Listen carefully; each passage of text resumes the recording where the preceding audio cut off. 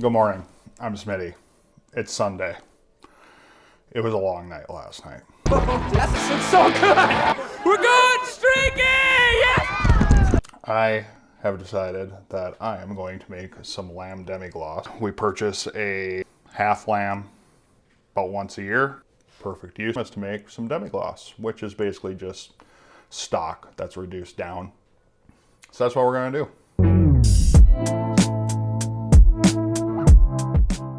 So here we got some spare ribs, still very frozen. Throw them in the pan. Lamb shanks. Look at all the meat on those. We really want a lot of collagen-rich meat. Look at that. Like, I don't know. Like, you can make spare ribs for lamb and do good meals, but for fuck's sake, there's so little meat on that. Like, not my thing. See, big old lamb neck. Lots of meat on there, but not really the most appetizing of main courses. I'm gonna just take some olive oil, pour it over the top. Use this nice little spritz feature. If you don't have these, go buy them on Amazon. They're amazing. And then finally some kosher salt. Whenever you would use table salt, a tablespoon, use 2 tablespoons of kosher salt. Just gonna spin these all around, get them all nice and covered. Ignore how dirty my oven is. Hi, Billy Mays here for OxyClean. So 350 degree oven. I'm gonna check it in 30, see where we're at. All right, vegetables. Carrots, literally just give them a good wash. The baby carrots, they start to, get dry and gross. Feel free to cut those up and throw them in a stock. Boil them, mash them, stick them in a stew. I even keep the ends, whatever, they're all getting thrown. For your leek, cut off the top, cut off the bottom. When you cut these things open, the way they grow, they collect dirt the entire way. All of these ribs are gonna have crap in it. Let's wash it up. Just sort of a rough chop. Celery needs to be washed really well. Cut those up, leaves and all. I like to throw away the ends. Actually, screw it, they're going in the stock too. Onions, they don't even peel them. You can get a lot of color and flavor, especially from yellow onions. And a stock, if you leave the skin on, paper on, whatever the hell you want to call it. Same thing with garlic. Garlic I just like to take and smash with my knife. That'll release a lot of the oil. Cut it up, good to go. The tarragon and thyme, I just have out to show you.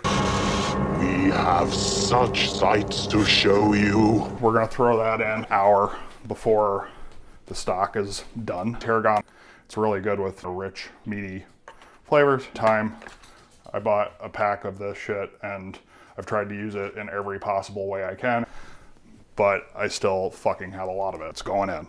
It really doesn't have to be the same every single time. I don't like writing down recipes. I like adapting as I go. All right, so we're about 30 minutes in now. I'm gonna pull it. Stupid. The bones are not getting as much color as I'd like. I'm actually gonna pop this up to about 425 and go from there. By the way, do you like my nice little Scream guy paint? I like that movie. It was scary. Halloween spirit, man. You gotta do it. Pop it back in, jump up to 425. Now we're cooking with gas. We're starting to get some nice color on there. I'm just gonna pour that over it. We'll add some salt. This will help release some of the water from the veggies. We're just gonna pour it in.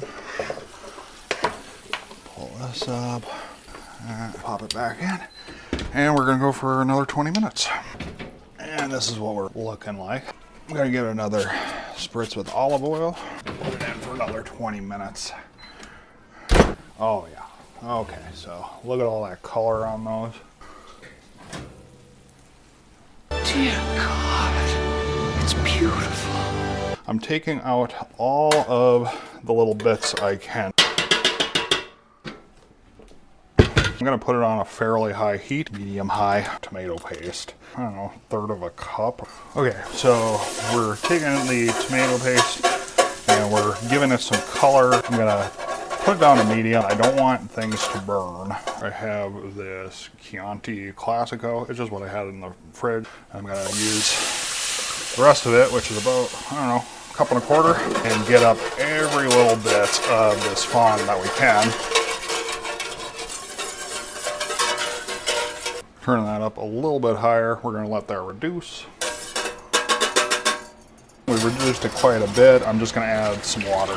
Just try to scrape all that off. Okay, at this point I have cut the heat and I've got that off to the side. My bag of meat bones.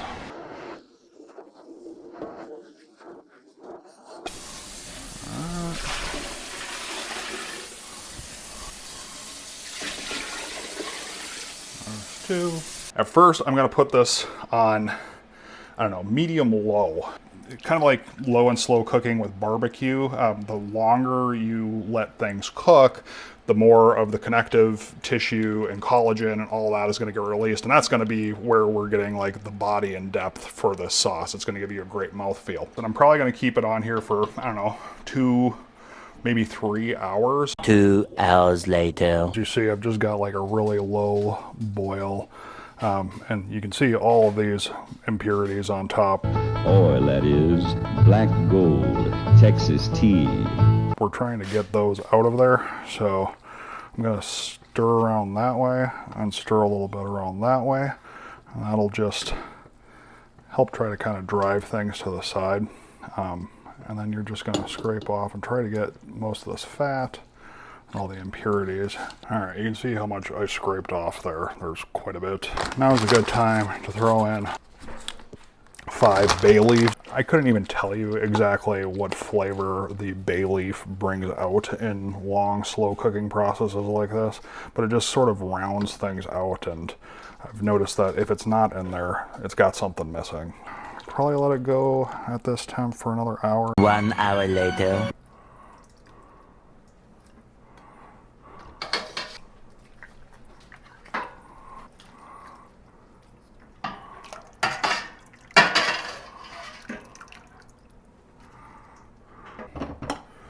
Alright, so now that I got some of those bones and stuff out, I'm just gonna push them down into the chinois. Well, ooh-la-dee-da, Mr. Frenchman. If you want to give your dogs a good little treat, you can pull off some of the meat and give it to them. Oh, see, look at that. Nothing wrong with that, obviously, so if you wanted to eat it too, go for it.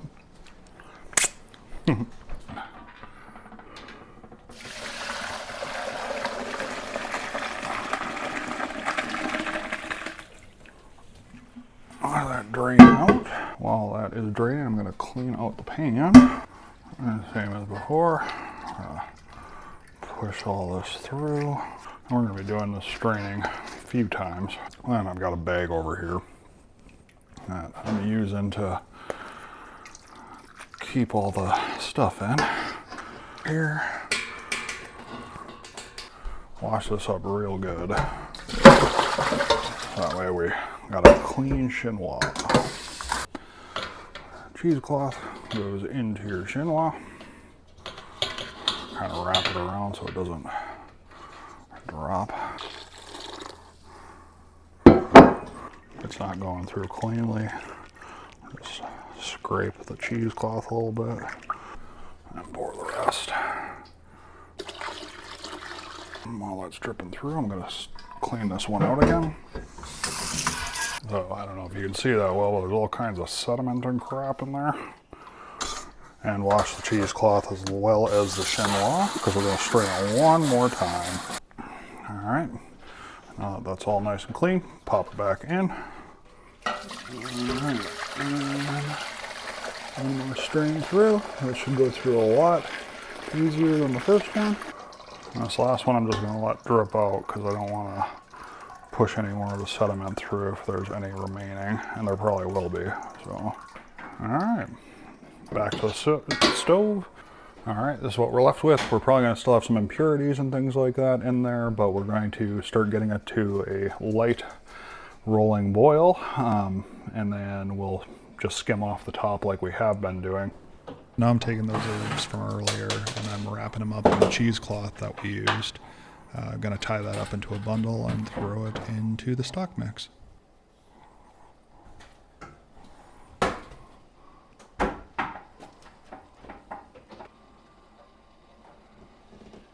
Three hours later. Can you move it along? I'm all out of time cards. All right, it is 9 o'clock at night. Skimming off like crazy. We're down to maybe 8 cups worth of all that, and this is where we want to be.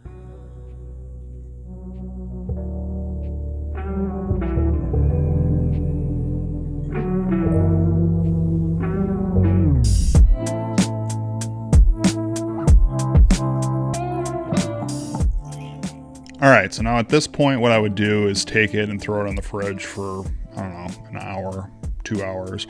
You're basically looking for it to get completely gelatinized. It's going to look like one big, lammy, meaty Jell-O jiggler. Take it out of the fridge and put it in the freezer for another hour. If you still got a lot of wiggling in the middle, give it a little bit longer.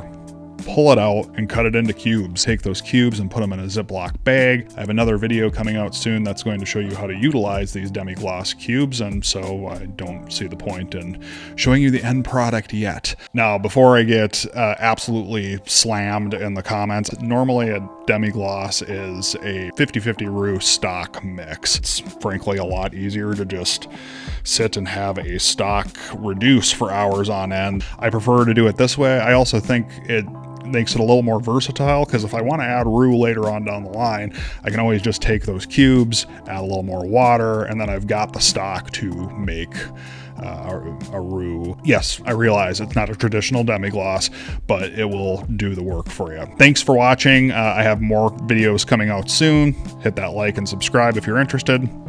Appreciate you. Have a great day.